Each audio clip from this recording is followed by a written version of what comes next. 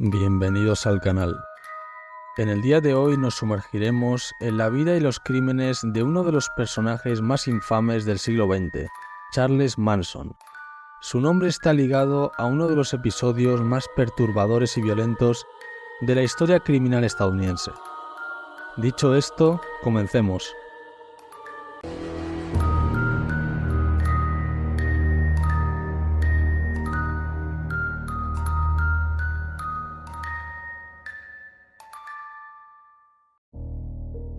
Nuestro protagonista nació el 12 de noviembre de 1934 en el Hospital General de Cincinnati, de una joven soltera de 16 años llamada Kathleen Maddox. Durante un periodo posterior a su nacimiento, su madre estuvo casada con un trabajador llamado William Manson, cuyo apellido recibió el niño. El padre biológico de Manson parece haber sido un coronel, contra quien Kathleen Maddox presentó una demanda por bastardo que resultó en una sentencia acordada en 1937.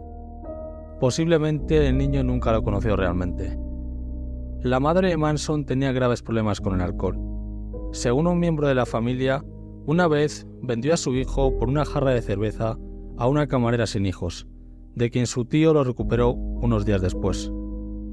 Cuando la madre de Manson y su hermano fueron sentenciados a 5 años de prisión por un robo en una estación de servicio, Charles Manson sería internado en la casa de sus tíos en Virginia Occidental. Tras su libertad condicional en 1942, Kathleen recuperó a su hijo y vivió con él en habitaciones de hotel totalmente insalubres y destartaladas. El propio Manson declararía más tarde que el abrazo que ella le dio el día que regresó de prisión fue el único recuerdo feliz de su infancia. En el año 1947, Kathleen intentó que su hijo fuera colocado en un hogar de acogida. Sin embargo, no había ningún hogar disponible. Finalmente, el tribunal colocó a Manson en una escuela para niños en Indiana. Después de 10 meses, huyó de allí con su madre, quien lo acabó rechazando. Se sabe que su primer robo a mano armada fue en 1947, a la edad de 13 años, y que atracó una tienda de alimentación. Después de este incidente, Manson fue encerrado en un reformatorio del que escapó 4 días después junto a otro muchacho. La pareja cometió 2 robos a mano armada de camino a la casa del tío del otro niño. Poco tiempo más tarde, tras una serie de arrestos y fugas, Manson sería enviado a la Indiana Boys School, donde, según afirmaría más tarde, fue víctima de horribles abusos, tanto sexuales como físicos. Después de muchos tiempos fallidos, escaparía con otros 2 chicos en 1951. En el estado de Utah, los 3 jóvenes fueron sorprendidos conduciendo hacia California con un coche robado. Por el camino también habían asaltado distintas gasolineras. Por el delito de cruzar la frontera estatal con un automóvil robado, Manson fue enviado a la Escuela Nacional de Capacitación para Niños en Washington. En este lugar fue analizado y considerado como una persona agresiva y antisocial. Como podemos ver, la infancia de Charles Manson fue de todo menos normal, y aquí ya se empezaba a formar el terrible criminal que todos conocemos. En febrero de 1952 sería trasladado al Reformatorio Federal de Petersburgo, debido a conductas agresivas con otros presos. Aproximadamente un mes después del traslado, se convirtió en un preso modelo. Tenía un comportamiento impecable y se llevaba genial con todo el mundo. Los buenos hábitos de trabajo y un aumento en su nivel educativo le valieron la libertad condicional en mayo de 1954.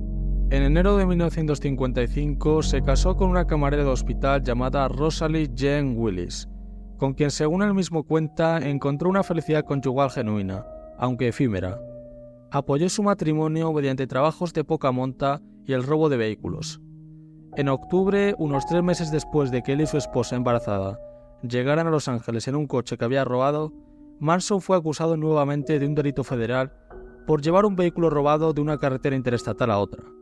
Fue sentenciado a 3 años de prisión en Terminal Island, California. Mientras Manson estaba en la prisión, su mujer dio a luz a su hijo, Charles Manson Jr. Allí se enteró que su mujer empezaba a verse con otro hombre. Menos de 2 semanas antes de la audiencia de libertad condicional programada, Manson intentó escapar robando un automóvil. Posteriormente se le impuso 5 años de libertad condicional. Fue arrestado nuevamente en 1961 por falsificación de cheques. Poco tiempo después, ya divorciado de su primera mujer, se casaría con la prostituta Candy Leona Stevens. De ese matrimonio nace Charles Luther Manson, su segundo hijo conocido. En julio de 1961, después de un año apelando sin éxito la revocación de su libertad condicional, Manson fue trasladado a la sede penitenciaria de McNeil Island. El matrimonio de Manson y Leona finalizaría en el año 1963. En junio de 1966, Manson fue enviado por segunda vez en su vida a Terminal Island, en preparación para su liberación anticipada. El día 21 de marzo del 67 sería liberado finalmente. De los 32 años que tenía Manson en ese momento, había pasado la mitad de su vida en prisiones y otras instituciones. Al decirle a las autoridades que la prisión se había convertido en su hogar, solicitó sin éxito que le permitieran quedarse, un hecho que fue mencionado en una entrevista que le hicieron en 1981. El día de su liberación solicitó y obtuvo permiso para mudarse a San Francisco, donde con la ayuda de un conocido de la prisión se mudó a un apartamento en Berkeley. Pronto conocería a Mary Brunner, una graduada de 23 años de la Universidad de Wisconsin. Esta trabajaba como asistente bibliotecaria y se acabó mudando con él pronto después. Manson se estableció como un gurú en Haight-Ashbury de San Francisco, que durante el verano del amor de 1967 estaba emergiendo como el local hippie característico. Al exponer una filosofía que había estudiado en prisión, empezó a tener un grupo de jóvenes seguidores, la mayoría de ellos mujeres. Al poco tiempo compartía la residencia de Brunner con otras 18 mujeres. Antes de que terminara el verano, Manson y 9 estudiantes se subieron a un viejo autobús escolar remodelado al estilo hippie con alfombras y almohadas de colores y vagaron por distintas zonas del país. Los acontecimientos que culminarían con los asesinatos se pusieron en marcha a finales de la primavera del año 1968, cuando Dennis Wilson, miembro y fundador de The Beach Boys, recogió a 2 mujeres de Manson que hacían autostop y las llevó a su casa de Pacific Palisade durante unas horas. Al regresar a casa en las primeras horas de la mañana, después de una sesión de grabación nocturna, Wilson fue recibido en la entrada de su propia casa por Manson. Dentro de su casa, Wilson descubrió a 12 extraños, en su mayoría mujeres. Durante los meses siguientes, a medida que su número se duplicaba, los miembros de la familia que se habían convertido en parte de la casa de Wilson le costaron aproximadamente $100,000. Wilson normalmente cantaba y hablaba con Manson, y las mujeres eran tratadas como sirvientas para ambos. Se piensa que Manson conoció a Wilson en la casa de un amigo en San Francisco, donde Manson había ido a conseguir marihuana. El miembro de The Beach Boys supuestamente le dio a Manson su dirección y lo invitó a pasar cuando estuviera en Los Ángeles. Wilson presentó a Manson a conocidos suyos con roles en el negocio del entretenimiento. Entre ellos se encontraban Greg Jacobson, Terry Melcher y Rudy Altobelli, el último de los cuales era dueño de una casa que pronto alquilaría Sharon Tate, que sería asesinada pronto después. Manson estableció una base para el numeroso grupo en el rancho Spam en agosto del año 1968, después de que el gerente de Wilson le dijera a la familia que se mudara de su casa. Luego, todo el grupo se mudó al rancho.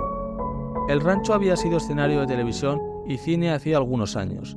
No obstante, a finales de la década de los 60, los edificios se habían deteriorado bastante. Los familiares hicieron un trabajo útil en el terreno. Además, Manson ordenaba a las mujeres de la familia que ocasionalmente tuvieran relaciones sexuales con el propietario ciego de 80 años, George Spam. Las mujeres también actuaron como guías visuales para este. A cambio de ello, el dueño permitió que Manson y su grupo vivieran en el rancho de forma gratuita. El 23 de marzo de 1969, Manson entró sin ser invitado en la residencia de Melcher. Esa propiedad era de Rudy Altobelli, mencionado anteriormente, donde Melcher ya no era el inquilino. A partir de febrero, los inquilinos eran Sharon Tate y el productor Roman Polanski. Manson fue recibido por Saro Hatami, un fotógrafo y amigo de Tate, el cual le preguntó qué hacía ahí. Para no levantar sospechas, nuestro protagonista salió de la casa casi sin ser visto. Tenía un comportamiento extraño, aunque nadie podía imaginar los próximos acontecimientos que ocurrirían en esa misma casa.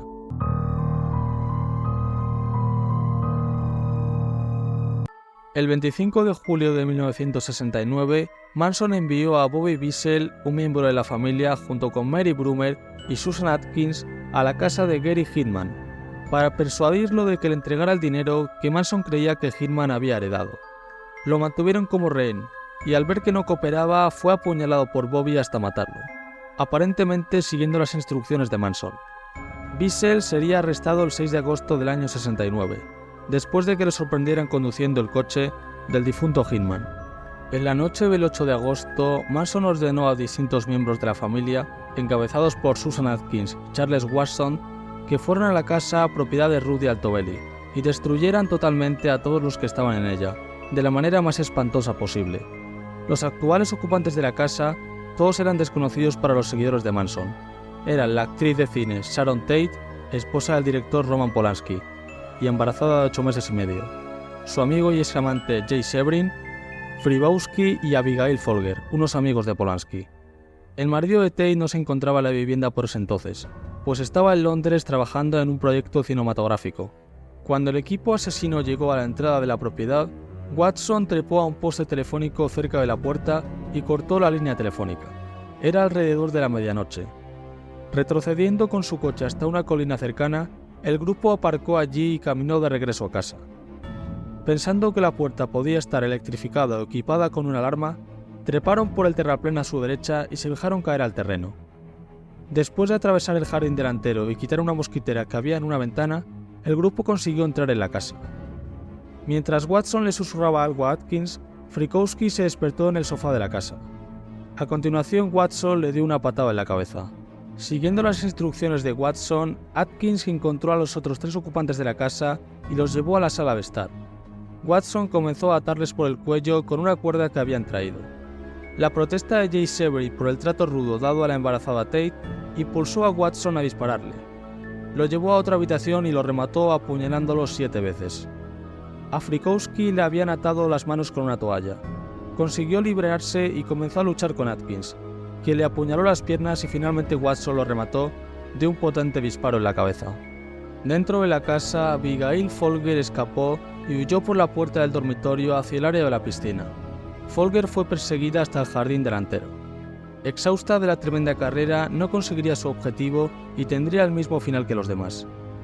Sharon Tate tuvo que suplicar que se le permitiera vivir lo suficiente para tener a su bebé, e incluso se ofreció como rehén en un intento de salvar la vida de su hijo por nacer.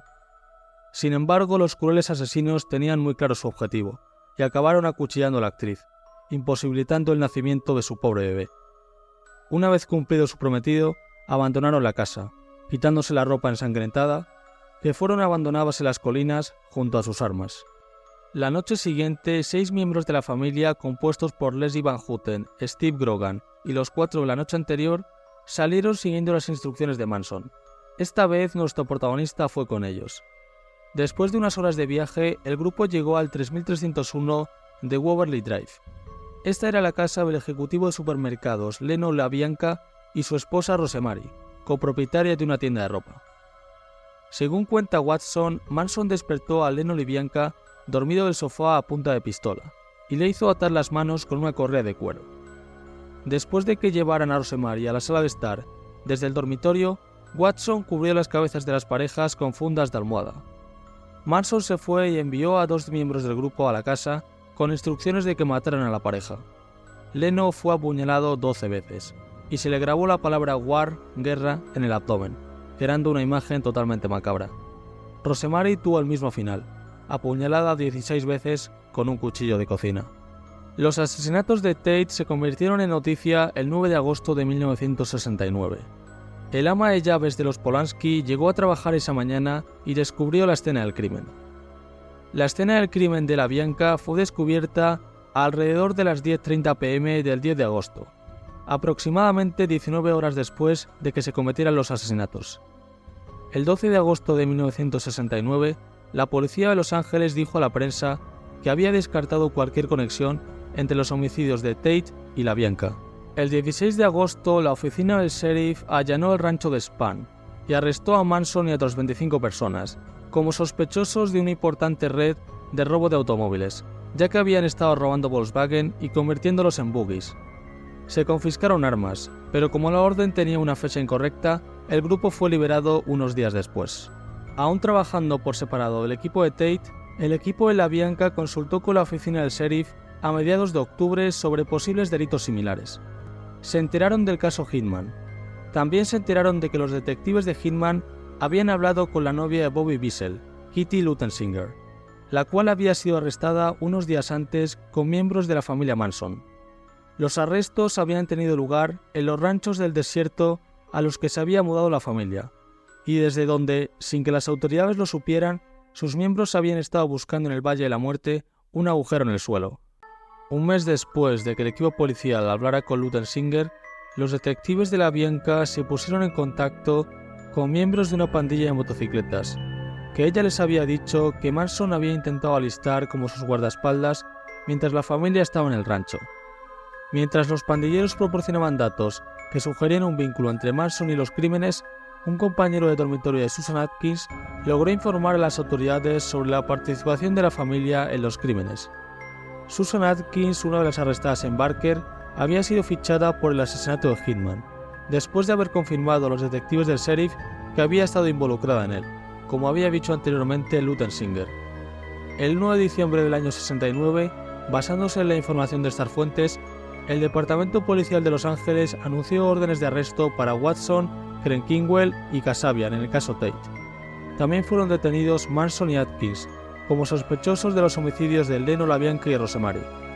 A mediados de diciembre, la policía localizó el arma utilizada en el primer crimen, y gracias a pruebas balísticas consiguieron relacionar a los sospechosos con los crímenes. Todo el horror por fin había sido descubierto.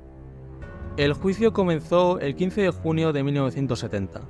El principal testigo de la fiscalía fue Kasabian, quien junto a Manson, Atkins y Krenkingwell habían sido acusados de 7 cargos de asesinato y 1 de conspiración. Al no haber participado directamente en los asesinatos, se le concedió inmunidad a cambio de un testimonio que detallara las noches de los crímenes. El viernes 24 de julio, el primer día del testimonio, Manson compareció ante el tribunal con una X tallada en la frente. Durante el fin de semana siguiente, esa X se convirtió en una gran esvástica. Los 7 hombres y 5 mujeres que terminaron formando el jurado pasaron 225 días dedicados al caso, más que ningún otro juicio en la historia de Estados Unidos hasta ese momento. El 25 de enero del 71, Manson, Susan Atkins, Patricia Krenkingwell y Leslie Van Houten fueron declarados culpables de los crímenes del 8 y 9 de agosto.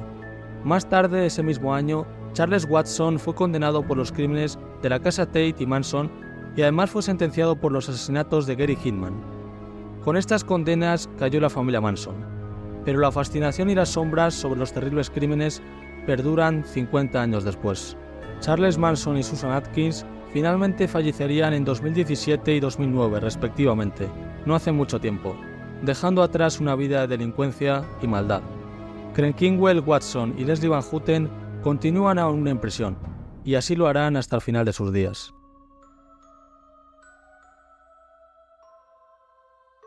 Aunque Manson ya no camina entre nosotros, su legado sigue siendo un recordatorio sombrío de las profundidades a las que puede llegar la maldad.